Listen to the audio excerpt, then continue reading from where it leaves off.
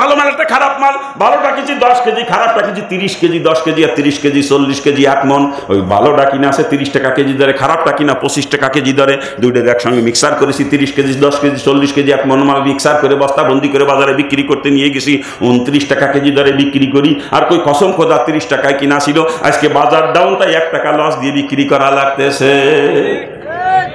কি কয় না কিরকম? অথচ ওর মধ্যে মাত্র 10 কেজি কিনা 30 টাকা কেজি দরে, আর বাকি 30 কেজি কিনা 25 টাকা কেজি দরে। কসম খোদা 30 টাকায় কিনা ছিল।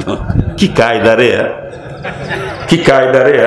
এই যে ওজনে কম বেশি করে মালের ভিতরে ভেজাল ঢোকায় বেচা কিনা করতে, খালি তা না, আমি হাজি সাহেব এই সুন্নাতি দাড়ি মুখে, সুন্নাতি জুব্বা গায়, মাথায় ভাগড়িও আছে, খালি টুপি না ভাগড়িও আছে। আমি তাহাজ্জুদ পড়ি। আমার বাজারের দোকান আছে, গার্মেন্টসের দোকান। কিসের দোকান? গার্মেন্টসের দোকান। এই শীতের সময় সোয়েটার কিনে নিয়ে আসি বঙ্গবাজারেতে, ঢাকা বঙ্গবাজার অথবা কালীগঞ্জ অথবা মিরপুর কলেজ মার্কেট, পাইকারি মার্কেট যে হয় সেই জায়গাতে কিনে নিয়েছি, অথবা নিউ মার্কেট যেখান থেকে কিনি। 300 টাকা পার পিস দরে কিনেছি সোয়েটার। আমার দোকান পর্যন্ত এসে পৌঁছাইতে 1 পিসের প্রতি আর 2 টাকা খরচ গেছে, পিস প্রতি 2 টাকা খরচ। তাহলে কত হয়েছে? 302। আজি সব বিক্রি করলে 1100 টাকা, আর কয়েক কিনা দামে দিয়ে দিলাম, কিছু থাকে না। কি আছে নাকি এরকম? আপনাদের দেশের মানুষ এত খারাপ না, আমার এলাকায় এরকম দেখছি তাই বলতেছি আর কি। কিনা 300 টাকায়, খরচ 2 টাকা, 302 টাকা, বেশি 1100, কিনা দামি দিয়ে দিলাম, কিচ্ছু থাকে না, কিচ্ছু থাকে না। এই যে মিথ্যা কথা বলে মাল বিক্রি করতেছি বা জান, যে টাকা খাওয়া লাভ হইল, ওই লাভের টাকা খাওয়া আর পায়খানা খাওয়ার মধ্যে কিন্তু কোনো পার্থক্য নাই। চিৎকার দিয়ে বলেন নাউজুবিল্লাহ। আরে জোরে করে নাউজুবিল্লাহ। এই যেভাবে ব্যবসা বাণিজ্য করতেছি বা জান, রুজি হয়ে যাচ্ছে হারাম। আপনার নামাজ পড়তে কয় কোন চোর? এই তো ব্যবসা উল্টো পাল্টা, তুই কামাই করো, পায়খানা খাও শুয়োর। তোর নামাজ পড়তে কয় কোন চোর? এই তোর কোন ইবাদত আল্লাহ কবুল করবে না। ইবাদত কবুলে 1 নম্বর শর্ত হালাল রুজি খাওয়া। হারাম খোরের কোন ইবাদত আমার আল্লাহ কবুল করে না। কথা ঠিক কিনা? জোরে বলেন ঠিক কিনা? নামাজ পড়তে পড়তে কপাল কালো হয়ে যাবে, কসম খোদার একটা সেজদাও কখনো মাবুদের দরবারে কবুল হবে না যতক্ষণ পর্যন্ত রুজি হালাল না হবে। এই কথা ঠিক কিনা? রাগ করতেছেন? রাগ করার জন্য বলি না, পায়ে হাত দিয়ে বলতেছি বাজান, ব্যবসা বাণিজ্য যা করেন সুন্নাত তরিকায় করেন, রুজিটা হালাল হোক, হালাল কামাই করেন, হালাল খান, ইবাদত বন্দেগী কবুল হবে। অল্প ইবাদতে ভেস্তে চলে যাবেন, অল্প ইবাদতে। কি কথা ঠিক কিনা? জোরে বলেন ঠিক কিনা? আপনার তাহাজ্জুদ লাগবে না, নফল সদকা লাগবে না, নফল হজ করা লাগবে না, আপনার নফল নামাজ পড়া লাগবে না, নফল রোজা রাখা লাগবে না। ফরজ সুন্নাতে মুআক্কাদা, ফরজ ওয়াজিব সুন্নাতে মুআক্কাদা, 3টার উপরে কায়েম থাকবে। রুজি হালাল করেন, আপনি জান্নাতি, আপনি জান্নাতি। আপনার জান্নাতে যাওয়ার জন্য তাহাজ্জুদ লাগবে না, নফল হজ লাগবে না, উমরা লাগবে না। রুজিটা হালাল করেন, আর ফরজ ওয়াজিব সুন্নাতে মুআক্কাদা 3টা ঠিক রাখেন, আপনি জান্নাতি। কথা ঠিক কিনা? ধরে বলেন ঠিক কিনা? আর এরপরে নফল যে যত বেশি আদায় করতে পারবেন তত লাভ, তত লাভ। কথা ঠিক না? এই যে ব্যবসা বাণিজ্য করতেছে রাসূলের তরিকার খেলাফ বাজান, এই ব্যবসা হয়ে যাচ্ছে আমার নাফরমানি। এই ব্যবসার কারণে আমাকে কিয়ামতে জাহান্নামে যাওয়া লাগবে, কারণ ইবাদতের পরিণতি জান্নাত আর নাফরমানির পরিণতি কিন্তু জাহান্নাম। কথা ঠিক কিনা? জোরে বল। কি জোরে বলেন ঠিক কিনা? আমরা চাকরি করি, চাকরি করি না? চাকরি করার জন্য আল্লাহ পাক সৃষ্টি করে নাই, সৃষ্টি করেছে ইল্লা লিয়াবুদুন, একমাত্র ইবাদতের জন্য। তা চাকরি যদি করতেই হয় ইবাদত বানাইয়া করা লাগবে, ঠিক না? জোরে বলে। ইবাদত তখনই যখন আমার চাকরি রসুলের তরিকায় হবে। এই চাকরির মধ্যে রসুলের তরিকা নাই, চাকরির মধ্যে রসুলের তরিকা নাই। চাকরি করতে যে কখনো দায়িত্ব অবহেলা করা চলবে না, ডিউটিতে কখনো ফাঁকি দেওয়া যাবে না, অফিসে বসে আউট ইনকামের ধান্দা করলে চলবে না। সুন্নাত তরিকায় চাকরি যদি করতে পারেন আপনার চাকরি ইবাদত হয়ে যাবে। ওই চাকরির দ্বারা লক্ষ লক্ষ নেকি আপনার আমলনামা জমা হয়ে যাবে কিয়ামতের ময়দানে। ওই চাকরি আপনাকে জান্নাতে নিয়ে পৌঁছে দেবে। চিৎকার দিয়ে বলেন সুবহানাল্লাহ। আর আমরা চাকরি করি কেমনে দেখেন, আমি অফিসার মানুষ, আমার অফিস টাইম হলো সকাল 9টা থেকে বিকেল 5টা পর্যন্ত। আমি 11টা পার হয়ে গেলে যাই অফিসে, আবার 3টের আগে ডিউটি শেষ। কি আছে নাকি এরকম? শুধু তাই না, আমি বড় মাপের অফিসার, পরপর 3 দিন অফিসেই যাই নাই, 4 দিনের দিন যাইয়ে 1-5টা হাজিরা খাতায় সই করি, বেতন তুলে নিয়ে আসি 1 মাসের। ও বেতন কি হালাল হয়েছে? ও বেতন কি হালাল হয়েছে? এই যে ডিউটিতে ফাঁকি দিয়ে দায়িত্ব অবহেলা করে যে বেতন খাওয়া হয়, ওই বেতনের টাকা খাওয়া আর শুয়োর খাওয়ার মধ্যে কোনো পার্থক্য নাই। চিৎকার দিয়ে বলেন নাউজুবিল্লাহ। আরে জোরে করে নাউজুবিল্লাহ। আর আমাদের দেশের চাকরিজীবীর গোষ্ঠীতে অধিকাংশই ঘুষখোর, অধিকাংশ। নাকি ভুল বলতেছি? ওরা রোজার মাসে ঘুষ খায় না, কয় ইফতারের জন্য কিছু দিয়ে যাও। আমি কই টাকা ইফতারি করার থেকে শুয়োরের গোস্ত ইফতারি করে তাতেও তোমার গুনাহ কম হবে। কারণ শুয়োরের গোস্ত খালি খালি হারাম খাওয়ার গুনাহ হয়, আর ঘুষের টাকা যে আমি খাইলাম ও টাকা তো হারামই। সাথে সাথে যার কাছ থেকে ঘুষ নিলাম তার উপরে জুলুম করা হইলো, হারামও খাইলাম জালেমও হইলাম। আর শুয়োর খাইলে খালি হারাম খাওয়া হয়তো জালেম হইতাম না। বাজান রাগ করতেছেন? রাগ করার জন্য বলি না, কসম খোদা পাও ধরিছি বাজান, পাও ধরিছি। আমার উপর রাগ করেন, আমি কোনো দুঃখ পাবো না। আপনার পাও ধরিছি, আপনি হারাম থেকে বাঁচেন যদি জান্নাতে যাইতে মন চায়। আর হারাম খাই আপনি যদি জান্নাতে চলে যান তাহলে রসুল মিথ্যেবাদী হয়ে যাবে, রসুলের হাদিস মিথ্যা হয়ে যাবে। আর কসম খোদার, কসম খোদার, কসম খোদার, আমার রসুলের কোনো হাদিস কখনো মিথ্যা হবে না, রসুল কখনো মিথ্যাবাদী হবে না, অর্থাৎ হারামখোর কখনো জান্নাতে যাবে না।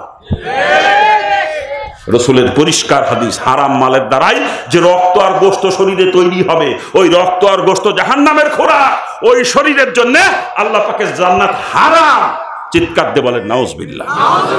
আমি যদি হারাম খেয়ে জান্নাতে চলে যাই, রসুলের হাদিস মিথ্যা হয়ে যায় না? রসুল মিথ্যাবাদী হয়ে যায় না?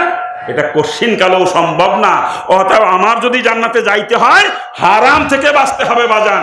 আমারে গালি দেন, আমার উপর রাগ করেন, আমার কোনো দুঃখ নাই, কিন্তু আপনার পা ধরিছি, আপনি জাহান্নাম থেকে বাঁচেন, রুজিটা হালাল করেন যদি জান্নাতে যাইতে মন চায়।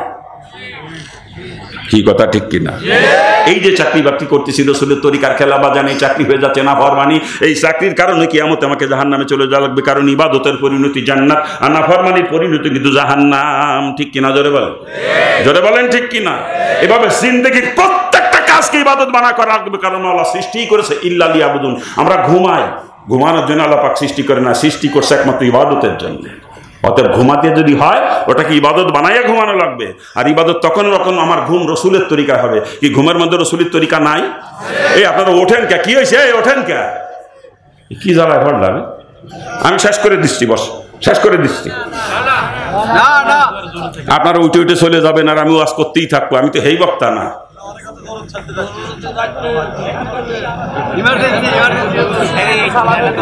এসব ডায়াবেটিসের রোগী নাকি?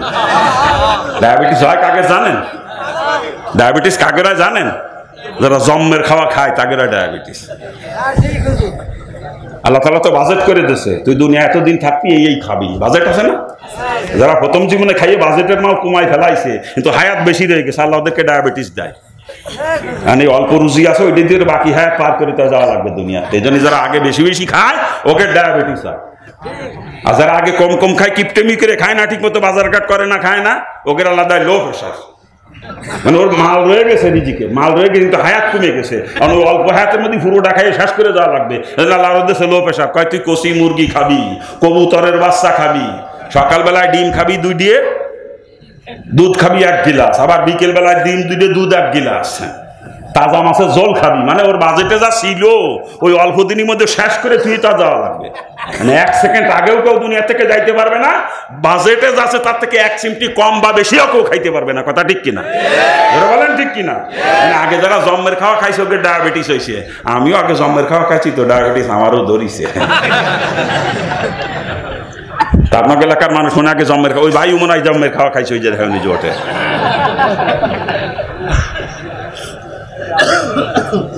কষ্ট হলে বলবেন আমি শেষ করে দেবো, উঠে চলে যাবেন না।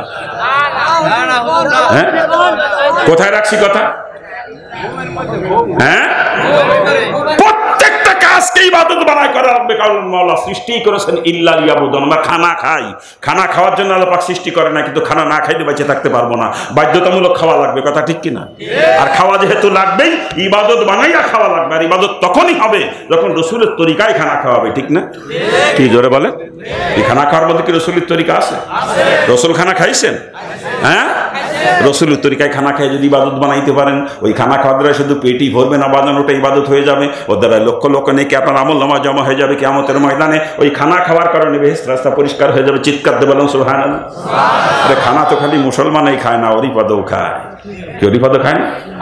আমেরিকার ক্লিকবার মিস্টার বুশ হেও খায়। আপনার গোয়ালঘরে যেটা মিস্টার কাউ, গরু গরু হেও খায় না?